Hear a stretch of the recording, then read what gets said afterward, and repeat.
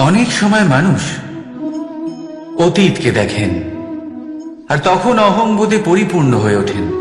কখনো বর্তমানের দিকে তাকান, ভবিষ্যতের দিকে তাকান আর পরিতৃপ্তিতে ভরে ওঠেন। কেন বুঝতে পারেন না একটা সহজ কথা? এই যে সৃষ্টি, এই সৃষ্টি হলো একটা বড় চক্র যা বারংবার আপনার কাছে ফিরে আসবেই।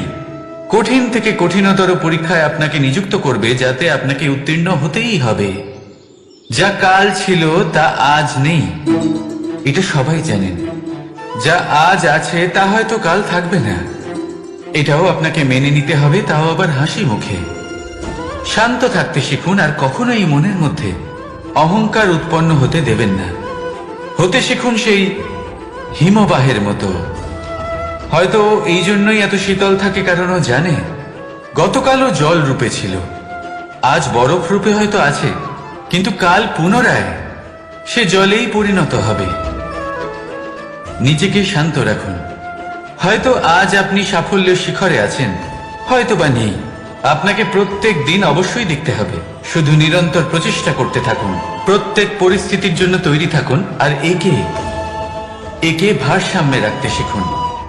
আপনার কাল হোক, আজ হোক বা আগামীকাল, আপনার ভালো দিন হোক বা খারাপ দিন, সব পবিত্র হয়ে যাবে। তাহলে আসুন আর আমার সাথে ভালোবেসে বলুন, রাধা রাধা। এই সংসারে এমন কোনো পর্বত নেই যা এতটাই উঁচু যে মানুষ তার শিখরে পৌঁছতে পারবে না, তাকে অতিক্রম করতে পারবে না। এই সংসারে এমন কোনো সাগর নেই যা কিনা এতটাই গভীর যেখানে মানুষ তার তলদেশে পৌঁছে ফিরে আসতে পারবে না। একটা ছোট্ট বরফের টুকরো পর্বতের শিখরে গলে গিয়ে বইতে থাকে, আর দেখতে দেখতেই তা মহানদী গঙ্গায় পরিবর্তিত হয়। এর কারণ কি? এর কারণ হলো প্রচেষ্টা, প্রারব্ধ নয়। এই প্রচেষ্টাই সুনিশ্চিত করে যে আপনার প্রারব্ধ কি হবে। এই সমস্ত কিছু হলো প্রচেষ্টা আর প্রারব্ধের খেলা। আপনার প্রচেষ্টা যেরকম হবে, আপনার প্রারব্ধ সেরকমই হবে। আর আপনার প্রচেষ্টা যদি উচ্চ মানের হয়, তাহলে প্রারব্ধকে আপনার সামনে নত হতেই হবে। কি বলেন? তাহলে আসুন আমার সাথে ভালোবেসে বলুন, রাধা রাধা। অনেক সময় যখন আমরা কর্ম করি, সাফল্য লাভ করি, কঠিন পরীক্ষায় উত্তীর্ণ হই, বড় কাজ করি, আমাদের মনে হয় এই সংসার আমাদের একটু প্রশংসা করুক, ভালো লাগে। অনেকবার মনে হয় এটা হলো আমাদের কর্মের ফলই বটে, আমরা আনন্দ পাই। কিন্তু যখন আমরা এই প্রশংসা পাই না, তখন কি হয়? আমরা দুঃখী হয়ে যাই, ভেঙে পড়ি। মনে হয় যেন আমার জন্য কেউ চিন্তাই করে না। এমন মনে হয় যেন আমাদের আনন্দে অন্য কেউ আনন্দই পায় না। অনেক রকম ভাবনা আসে। কিন্তু আমি আপনাকে একটা প্রশ্ন করতে চাই, আপনি যে কাজই করেন না কেন, যে কর্মই করেন না কেন, তা কি শুধুমাত্র প্রশংসার জন্য করেন? যদি এরকম হয়ে থাকে, তাহলে সেই ভাবনা এক্ষুনি ত্যাগ করুন। কারণ এই প্রকৃতি আমাদের অন্য শিক্ষা দেয়।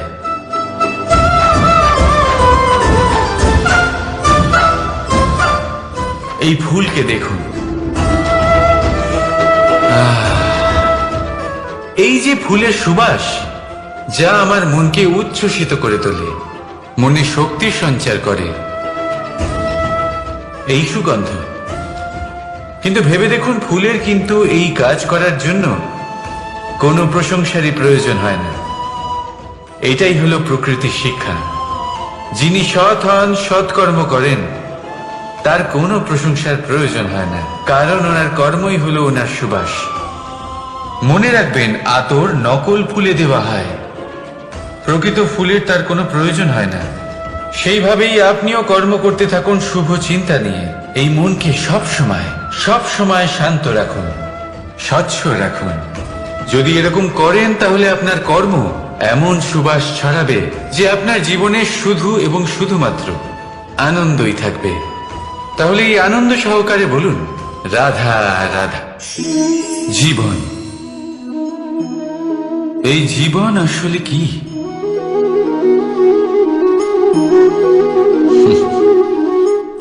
এই প্রশ্ন সবার মনেই এসে থাকে।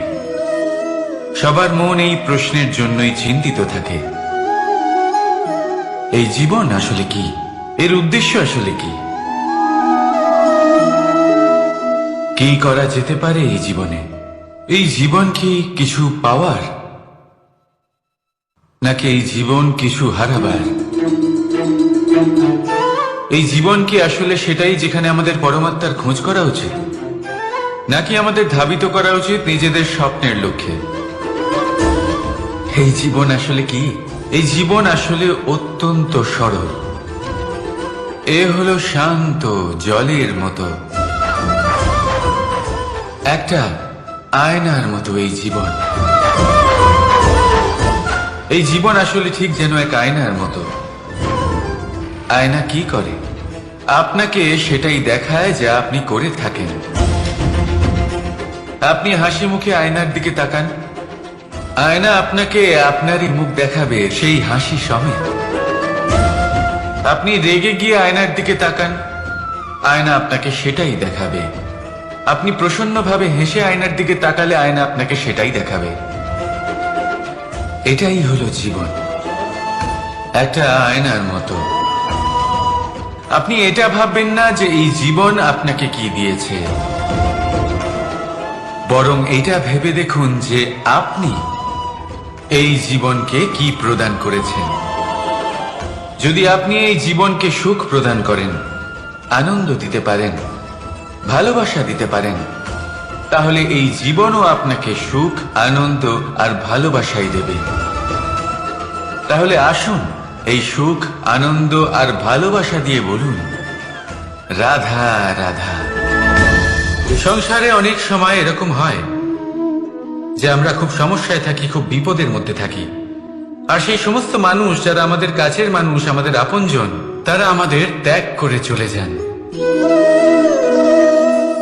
আমরা এই সময় দুঃখ পাই, নিরাশ হয়ে পড়ি এবং একা একাই সেই সমস্যাকেও কাটিয়ে উঠি। এবার পরিস্থিতি যেমন খুশি হোক না কেন, সেই সব মানুষ যারা এমন সময় আপনাকে ত্যাগ করেছেন, তাদের প্রতি ক্রুদ্ধ হওয়া, অভিমান করা, এটা অনুচিত। আমি বলবো তাদের প্রতি কৃতজ্ঞ থাকুন।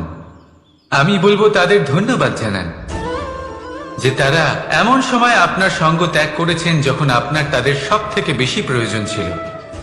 কারণ দেখুন, হয় তাদের বিশ্বাস ছিল যে আপনি নিজেই এই বিপদ থেকে বেরিয়ে আসতে পারবেন, বা তাদের ত্যাগ করার জন্য আপনি নিজের উৎসাহ বাড়িয়ে তুললেন, আপনি নিজের শক্তি বাড়ালেন এবং নিজে সেই সমস্যা থেকে বেরিয়ে আসলেন। নিজের খারাপ সময়কে আপনি নিজেই ভালো সময় করে তুললেন। শেষ পর্যন্ত আপনি আরো শক্তিশালী হয়ে উঠলেন, আরো শ্রেষ্ঠ হয়ে উঠলেন। আর এটাই তো আপনার বিজয়, যার কারণ হলো তাদের আপনাকে ত্যাগ করা। তাহলে তাদের ধন্যবাদ জানান আর আমার সাথে ভালোবেসে বলুন, রাধা রাধা। দোল উৎসবে এই সমগ্র সংসার রং নিয়ে খেলা করে, কিন্তু এই রঙের সারমর্ম এই সংসার কি জানে? কখনো দেখেছেন একটা চিন্তিত মুখ শুধুমাত্র রঙের স্পর্শ পেয়ে আনন্দিত হয়ে ওঠে? দোলে আমরা কি করি? পুরাতনকে ত্যাগ করি আর নতুনকে স্বাগত জানাই। শিশিরকে বিদায় জানিয়ে এক সুন্দর, এক নতুন ঋতুকে আগমন জানাই। দুশ্চিন্তা দূর করে আসার নতুন রঙে রঙিন হয়ে ওঠা, নিজেকে আনন্দিত করা, এটাই তো হলো দোল।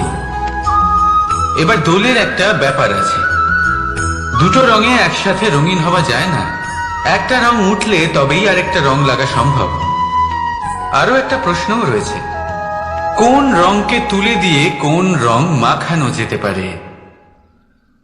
যদি আপনাকে উদাহরণ দিই, লোভের এই রং, তা যতক্ষণ লেগে থাকবে আনন্দের রং লাগতে পারবে না। যা হয়েছিল দ্বারকাবাসী এবং সামন্তক মণির মধ্যে। ভ্রান্তির রং যতক্ষণ লেগে থাকবে সত্যের রং লাগতে পারবে না, যা হয়েছে রুক্মিণীর সাথে।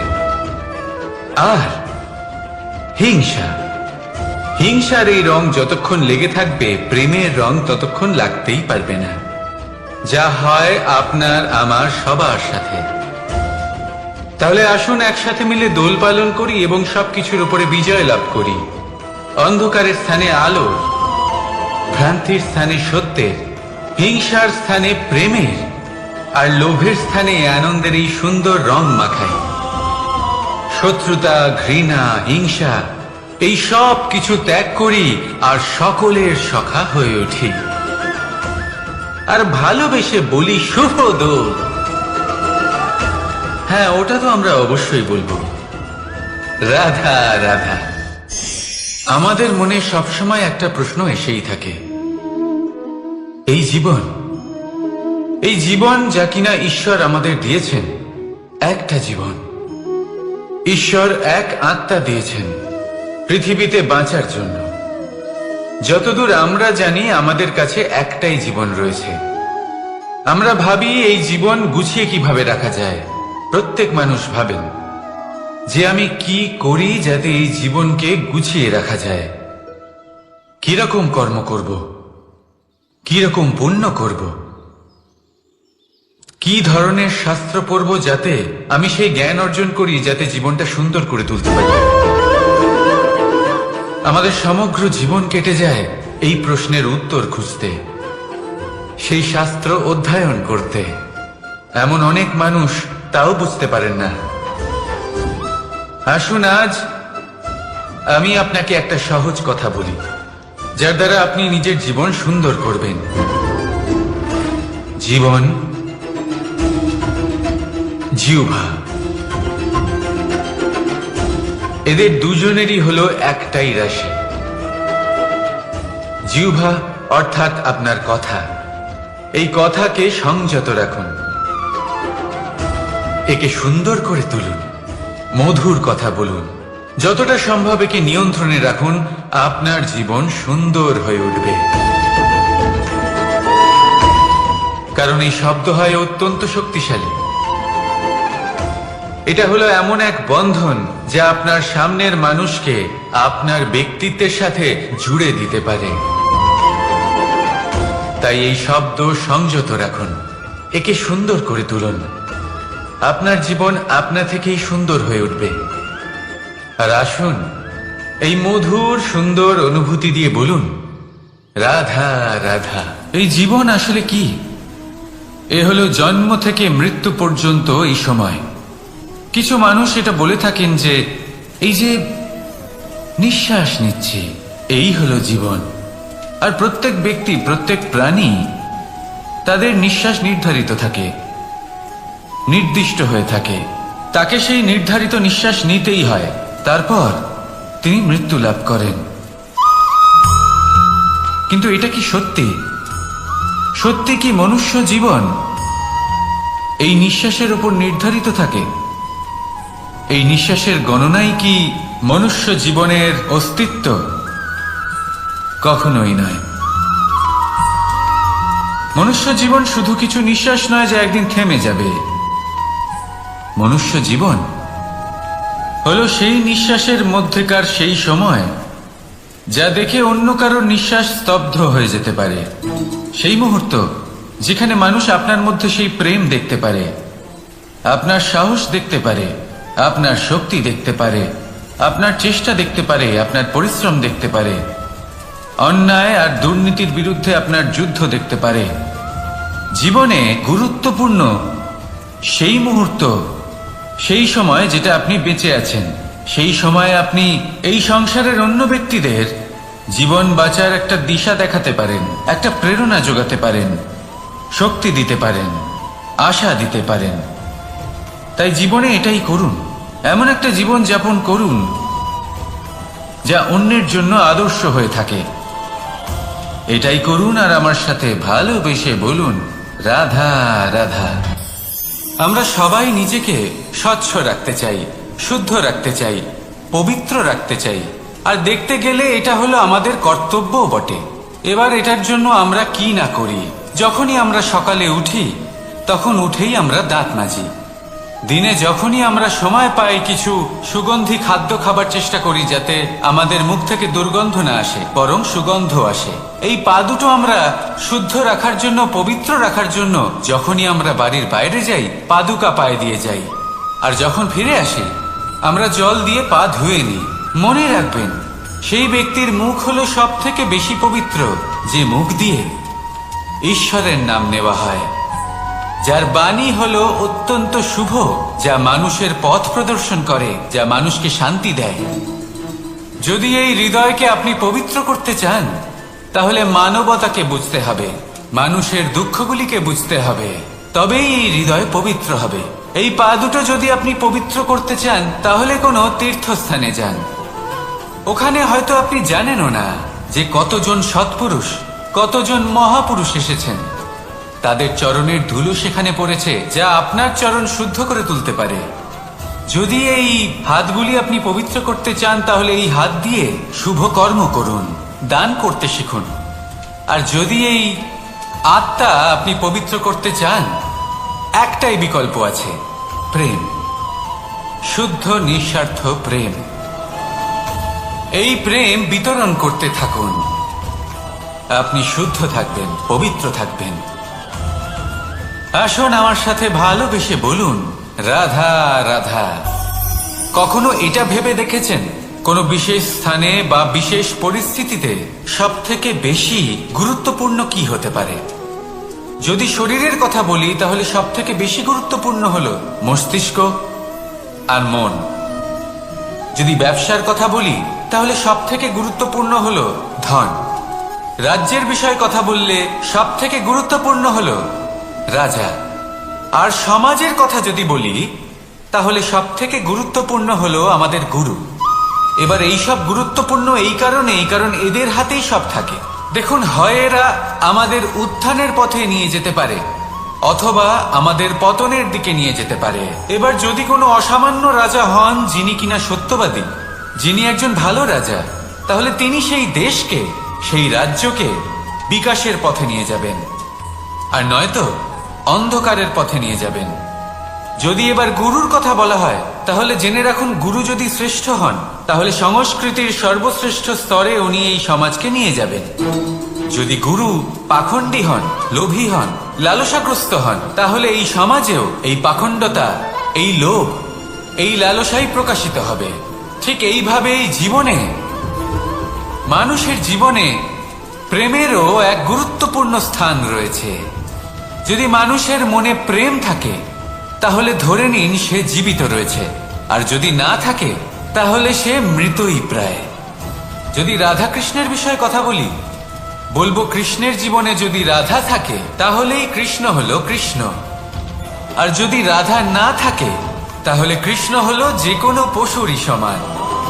আসলে পশু থেকে মানুষ হওয়ার এই যে যাত্রা, এর আধার হলো প্রেম। এই প্রেমকে মনে জাগ্রত করে রাখুন, আর আমার সাথে ভালোবেসে বলুন, রাধা রাধা। প্রেম, এই প্রেম আসলে কি? বেশিরভাগ মানুষই বুঝতে পারেন না, কিন্তু এটাতে তাদের কোনো দোষ নেই, কারণ তাদের কাছে প্রয়োজনীয় জ্ঞানই নেই। এবার প্রেমের বিষয়ে আজ আমি একটা ছোট্ট কথা বলতে চাই। আপনি দেখবেন, কিছু মানুষ যখন কাউকে ভালোবাসেন, তখন তাদের মনে হয় সেই ব্যক্তির ওপর ওনার অধিকার রয়েছে। এবার সেই অধিকারের বোধে ফেঁসে গিয়ে নিজেই ক্রুদ্ধ হয়ে বসেন, যে ও আমার কথা মনে করলো না, ওর স্মৃতিতে আমার কোনো স্থান নেই, ও আমার সাথে কথাই বলতে ভুলে গেছে, ইত্যাদি ইত্যাদি অনেক কারণ হতে পারে। আমি আপনাকে একটা প্রশ্ন করি, এই যে স্মৃতিগুলি, এটাই কি ভালোবাসা? কখনোই নয়। প্রেম তো হলো সেই আবেগ, সেই বোধ, যা এক সুগন্ধিত ফুলের মতো আপনার জীবনকে, আপনার মনকে আনন্দিত করবে, প্রসন্নতার দ্বারা ভরিয়ে তুলবে।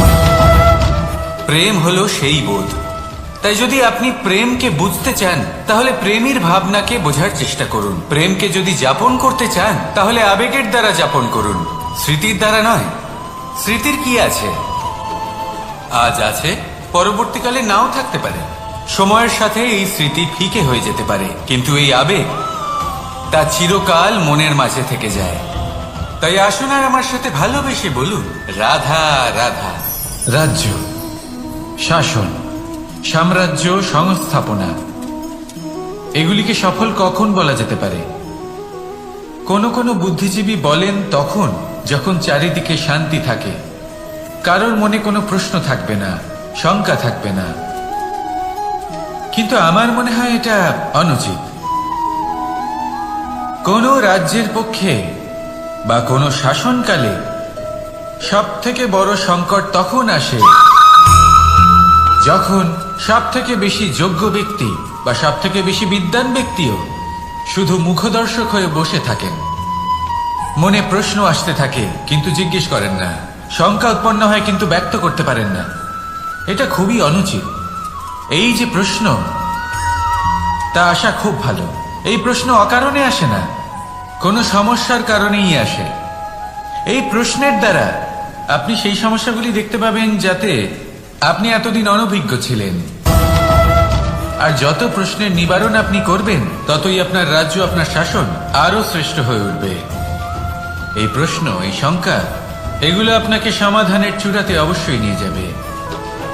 সেই জন্য না প্রশ্ন করা অনুচিত, আর না শঙ্কা ব্যক্ত করা অনুচিত, আর না তিনি মূর্খ যিনি প্রশ্ন করেন, শঙ্কা ব্যক্ত করেন। তাই এনাদের কখনো দূরে করে দেবেন না, এনাদের নিজস্ব মতামত রাখতে দিন। যখন সবাই মিলে একমত হবেন, তখন নিশ্চিত রূপে বলা যায় যে এই রাজ্য, এই শাসন, এই সংস্থাপনা সাফল্যের শিখরে রয়েছে। তাহলে আসুন আর আমার সাথে ভালোবেসে বলুন, রাধা রাধা। প্রকৃতি, নিয়তি কখনোই কারোর সাথে পক্ষপাত করে না, প্রত্যেককে জীবনদান দেয়, সমান সুযোগ প্রদান করে। এটা সেই ব্যক্তির উপরে নির্ভর করে যে সে কিভাবে তার থেকে লাভবান হয়ে উঠবে। তার নির্বাচনের উপর নির্ভর করে, তার দৃষ্টিভঙ্গির উপর নির্ভর করে, নির্ভর করে যে সে কতটা ধনাত্মক বা কতটা নেতিবাচক। দুই ধরনের মানুষ হন। এমন কিছু মানুষ হন যারা প্রত্যেক পরিস্থিতি, প্রত্যেক সমস্যা এবং বিপদে সুযোগ খুঁজে বের করেন। আর কিছু এমন মানুষ রয়েছেন যারা যে কোনো সুযোগে কোথাও না কোথাও থেকে একটা সমস্যা খুঁজে বের করেন। এবার আপনি কি চান? আপনি সুযোগ চান, তাহলে সুযোগ পাবেন। আপনি সমস্যা পেতে চান, সমস্যা তো আপনি চাইলেই খুঁজে পাবেন। চয়ন আপনারই, যে আপনি কতটা ধনাত্মক থাকতে চান, কতটা নেতিবাচক থাকতে চান। ধনাত্মক থাকুন, জীবনে সব কিছু সম্ভব হবে। আসুন আর আমার সাথে ভালোবেসে বলুন, রাধা রাধা। যখনই আমরা কথা বলি জলরাশির বিষয়ে, যখন আমরা তুলনা করি, তখন আমাদের খুব ভালো লাগে মিষ্টি সরোবর, পুকুর, নদী। আর আমরা অপেক্ষা করে থাকি সাগরের জন্য, সমুদ্রের জন্য। কেন করি? কারণ এই সাগর, এই সমুদ্র, এ হলো অত্যন্ত বিশাল আর ভয়ানক। এর জলও কিন্তু নোনতা, যা আমরা পান করতে পারি না। কখনো ভেবে দেখেছেন এই সমুদ্রের অন্তরে এই নোনতা জল, এই নোনতা ভাব, এটা আসে কোত্থেকে? এই যে সমুদ্র, যে প্রবাহমান নদীর থেকে যে খনিজ নির্গত হয়, তার ভান্ডার হলো এটা। সেই খনিজকে নিজের অন্তরে গ্রহণ করে, সেই নোনতা ভাব নিজের মধ্যে সমাহিত করে, আর তারপর সেই নোনতা জল বাষ্পে পরিণত হয়ে ওপরে উঠে যায়, যা মেঘ হয়ে আপনার ওপর মিষ্টি বৃষ্টি হয়ে ঝরে পড়ে। এ হলো সমুদ্রের ত্যাগ, যার জন্য আপনি মিষ্টি জল পান করতে পারছেন, সে নদী থেকেই হোক বা সরোবর থেকে। সেই জন্যই হয়তো সাগর হলো এত মহান, হয়তো সেই জন্যই রত্ন সাগরে পাওয়া যায়। তাই মনে রাখবেন, ক্ষমতা তারই হয় যে ত্যাগ করতে জানে, কোনো বিষকে নিজের মধ্যে ধারণ করে নিতে জানে। তাহলে আপনিও এটাই করুন, এতটাই শক্তিশালী হয়ে উঠুন, আর আমার সাথে ভালোবেসে বলুন, রাধা রাধা। বৃষ্টির ফোঁটা কত ছোট, কিন্তু সাগর কত বড়। হিমখণ্ড কত ছোট, হিমালয় কত বড়। কত পার্থক্য আছে দেখুন। দশরথ পুত্র রাম আর শ্রীরাম, দেখুন একটা ফোঁটা একসাথে মিলিত হয়ে তখন এই বিশাল সাগর তৈরি হয়। সকল হিমখণ্ড যখন একসাথে মিলিত হয়, তখন এই বিশাল মহান হিমালয় গঠিত হয়। সেইভাবেই একটা ছোট্ট বনবাস দিয়ে শুরু হয়েছিল একটা যাত্রা, রাম থেকে শ্রীরাম হবার পথে, মর্যাদা পুরুষোত্তম হবার জন্য। কিন্তু এর থেকে আপনি কি শিখলেন? বিন্দু আসলে মহান নয়, মহান হলো সাগর। হিমখণ্ড মহান নয়, মহান হলো হিমালয়। অর্থাৎ কোনো মহান কাজ করার জন্য বা মহান হবার জন্য আপনাকে আরম্ভ করতে হবে ছোট থেকে। একটা অত্যন্ত সরল কিন্তু একটা গুরুত্বপূর্ণ কথা আমি আপনাকে বলতে চাই। দেখুন, আরম্ভ করার জন্য প্রথমেই আপনার মহান হবার কোনো প্রয়োজন নেই। কিন্তু হ্যাঁ, মহান হবার জন্য প্রথমে আরম্ভ করা অত্যন্ত প্রয়োজনীয়। আপনি যদি শুরুই না করেন তাহলে কখনো মহান হতেই পারবেন না। প্রকৃত নিষ্ঠা দ্বারা আরম্ভ করুন।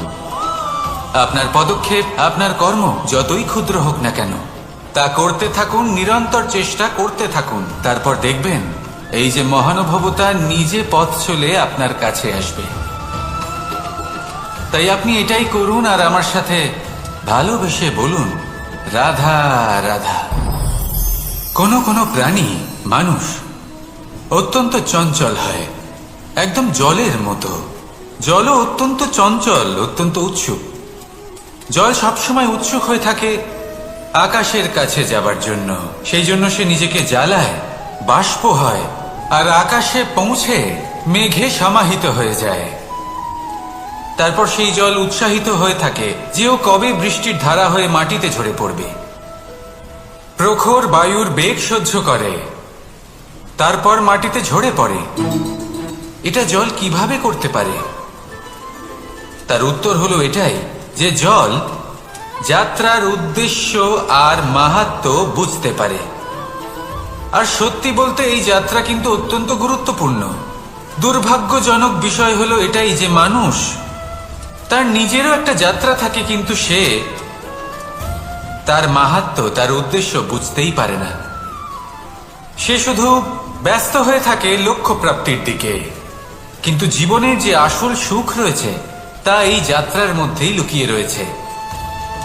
সেই জন্য এই যাত্রা যাপন করতে শিখে নিন, এর আনন্দ উপভোগ করতে শিখে নিন।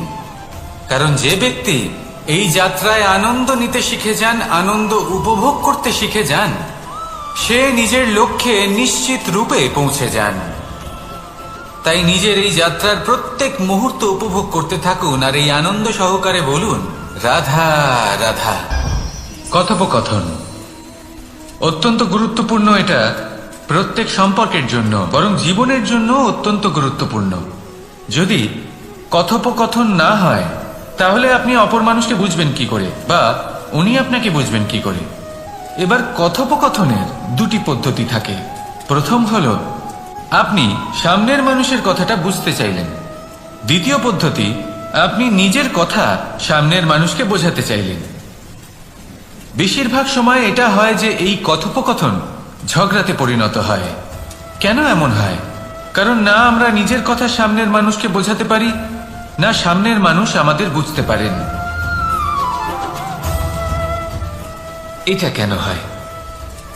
কারণ আমরা সামনের মানুষের কথাটা শুনি, কিন্তু সেটা বোঝার চেষ্টা করি না, তাকে উত্তর দিতে চাই। জীবনে সামনের মানুষের কথা শুনুন তাকে বোঝার জন্য, দেখবেন সব ভালো হয়ে যাবে। কারণ যে কোনো প্রশ্নের উত্তর আর যে কোনো উত্তরের আরো একটা প্রশ্ন, এটা শুধুমাত্র ঝগড়া সৃষ্টি করে। অনেক সময় মানুষ অতীতকে দেখেন আর তখন অহংবোধে পরিপূর্ণ হয়ে ওঠেন। কখনো বর্তমানের দিকে তাকান, ভবিষ্যতের দিকে তাকান আর পরিতৃপ্তিতে ভরে ওঠেন। কেন বুঝতে পারেন না একটা সহজ কথা? এই যে সৃষ্টি, এই সৃষ্টি হলো একটা বড় চক্র যা বারংবার আপনার কাছে ফিরে আসবেই। কঠিন থেকে কঠিনতর পরীক্ষায় আপনাকে নিযুক্ত করবে, যাতে আপনাকে উত্তীর্ণ হতেই হবে। যা কাল ছিল তা আজ নেই, এটা সবাই জানেন। যা আজ আছে তা হয়তো কাল থাকবে না, এটাও আপনাকে মেনে নিতে হবে, তাও আবার হাসি মুখে। শান্ত থাকতে শিখুন আর কখনোই মনের মধ্যে অহংকার উৎপন্ন হতে দেবেন না। হতে শিখুন সেই হিমবাহের মতো। হয়তো এই জন্যই এত শীতল থাকে, কারণ ও জানে গতকালও জল রূপে ছিল, আজ বরফ রূপে হয়তো আছে, কিন্তু কাল পুনরায় সে জলেই পরিণত হবে। নিজেকে শান্ত রাখুন। হয়তো আজ আপনি সাফল্যের শিখরে আছেন, হয়তো বা নেই। আপনাকে প্রত্যেক দিন অবশ্যই দেখতে হবে। শুধু নিরন্তর প্রচেষ্টা করতে থাকুন, প্রত্যেক পরিস্থিতির জন্য তৈরি থাকুন, আর একে ভারসাম্যে রাখতে শিখুন। আপনার কাল হোক, আজ হোক বা আগামীকাল, আপনার ভালো দিন হোক বা খারাপ দিন, সব পবিত্র হয়ে যাবে। তাহলে আসুন আর আমার সাথে ভালোবেসে বলুন, রাধা রাধা। এই সংসারে এমন কোনো পর্বত নেই যা এতটাই উঁচু যে মানুষ তার শিখরে পৌঁছতে পারবে না, তাকে অতিক্রম করতে পারবে না। এই সংসারে এমন কোনো সাগর নেই যা কিনা এতটাই গভীর যেখানে মানুষ তার তলদেশে পৌঁছে ফিরে আসতে পারবে না। একটা ছোট্ট বরফের টুকরো পর্বতের শিখরে গলে গিয়ে বইতে থাকে, আর দেখতে দেখতেই তা মহানদী গঙ্গায় পরিবর্তিত হয়। এর কারণ কি? এর কারণ হলো প্রচেষ্টা, প্রারব্ধ নয়। এই প্রচেষ্টাই সুনিশ্চিত করে যে আপনার প্রারব্ধ কি হবে। এই সমস্ত কিছু হলো প্রচেষ্টা আর প্রারব্ধের খেলা। আপনার প্রচেষ্টা যেরকম হবে, আপনার প্রারব্ধ সেরকমই হবে।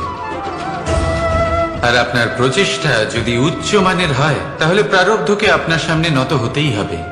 কি বলেন? তাহলে আসুন আমার সাথে ভালোবেসে বলুন, রাধা রাধা।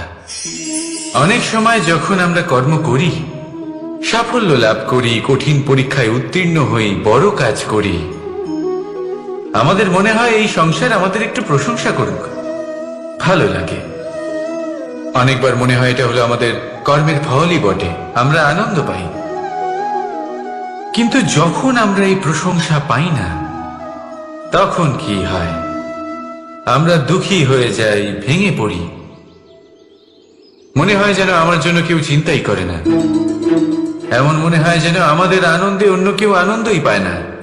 অনেক রকম ভাবনা আসে।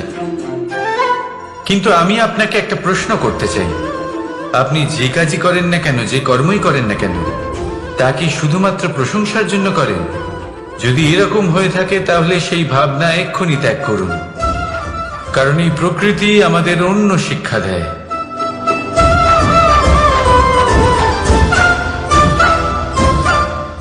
এই ফুলকে দেখুন, এই যে ফুলের সুবাস, যা আমার মনকে উচ্ছ্বসিত করে তোলে, মনে শক্তি সঞ্চার করে, এই সুগন্ধ। কিন্তু ভেবে দেখুন, ফুলের কিন্তু এই কাজ করার জন্য কোনো প্রশংসারই প্রয়োজন হয় না। এটাই হলো প্রকৃতির শিক্ষা। যিনি সৎ হন, সৎকর্ম করেন, তার কোনো প্রশংসার প্রয়োজন হয় না, কারণ ওনার কর্মই হলো ওনার সুবাস। মনে রাখবেন, আতর নকল ফুলে দেওয়া হয়, প্রকৃত ফুলের তার কোনো প্রয়োজন হয় না। সেইভাবেই আপনিও কর্ম করতে থাকুন শুভ চিন্তা নিয়ে। এই মনকে সব সময় শান্ত রাখুন, স্বচ্ছ রাখুন। যদি এরকম করেন, তাহলে আপনার কর্ম এমন সুবাস ছড়াবে যে আপনার জীবনে শুধু এবং শুধুমাত্র আনন্দই থাকবে। তাহলে এই আনন্দ সহকারে বলুন, রাধা রাধা। জীবন, এই জীবন আসলে কি?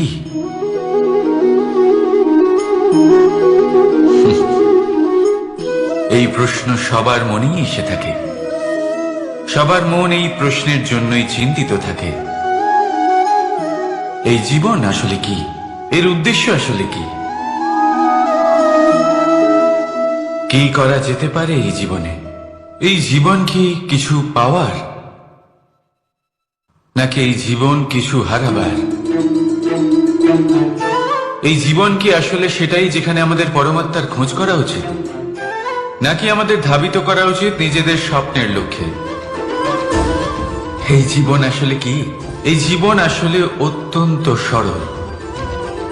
এ হলো শান্ত জলের মতো, একটা আয়নার মতো। এই জীবন,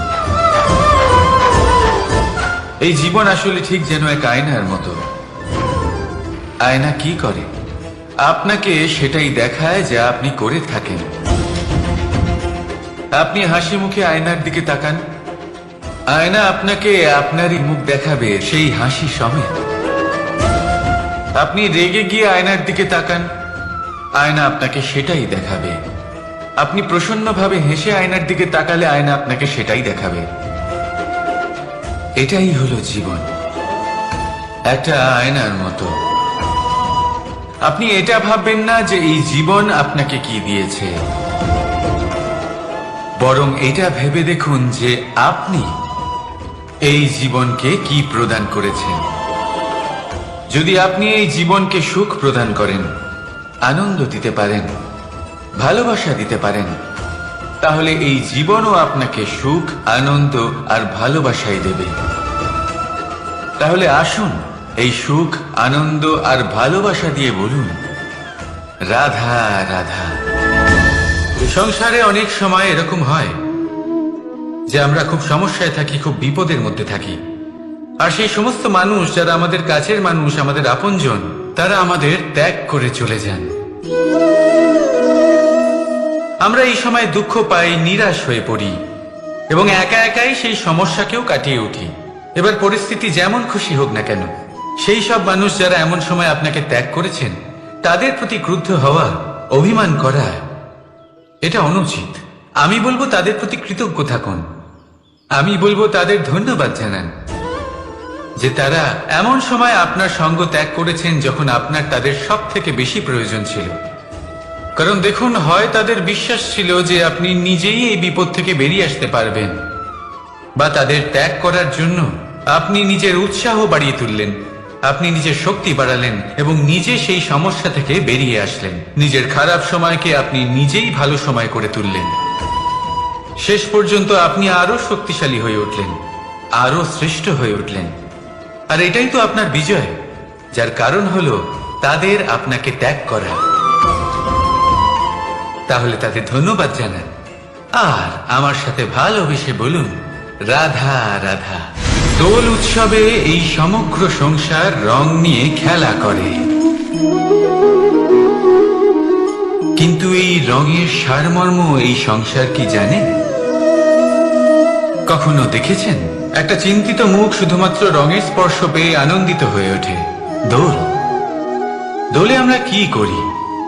পুরাতনকে ত্যাগ করি আর নতুনকে স্বাগত জানাই।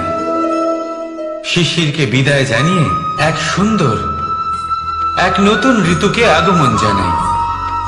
দুশ্চিন্তা দূর করে আসার নতুন রঙে রঙিন হয়ে ওঠা, নিজেকে আনন্দিত করা, এটাই তো হলো দোল। এবার দোলের একটা ব্যাপার আছে, দুটো রঙে একসাথে রঙিন হওয়া যায় না। একটা রং উঠলে তবেই আরেকটা রং লাগা সম্ভব। আরো একটা প্রশ্নও রয়েছে, কোন রংকে তুলে দিয়ে কোন রং মাখানো যেতে পারে? যদি আপনাকে উদাহরণ দিই, লোভের এই রং, তা যতক্ষণ লেগে থাকবে আনন্দের রং লাগতে পারবে না। যা হয়েছিল দ্বারকাবাসী এবং সামন্তক মণির মধ্যে। ভ্রান্তির রং যতক্ষণ লেগে থাকবে সত্যের রং লাগতে পারবে না, যা হয়েছে রুক্মিণীর সাথে। আর হিংসা, হিংসার এই রং যতক্ষণ লেগে থাকবে প্রেমের রং ততক্ষণ লাগতেই পারবে না, যা হয় আপনার আমার সবার সাথে। তাহলে আসুন একসাথে মিলে দোল পালন করি এবং সবকিছুর উপরে বিজয় লাভ করি। অন্ধকারের স্থানে আলো, ভ্রান্তির স্থানে সত্যের, হিংসার স্থানে প্রেমের, আর লোভের স্থানে আনন্দের এই সুন্দর রং মাখাই। শত্রুতা, ঘৃণা, হিংসা, এই সব কিছু ত্যাগ করি আর সকলের সখা হয়ে উঠি। আর ভালোবেসে বলি, শুভ দোল। হ্যাঁ, ওটা তো আমরা অবশ্যই বলবো, রাধা রাধা।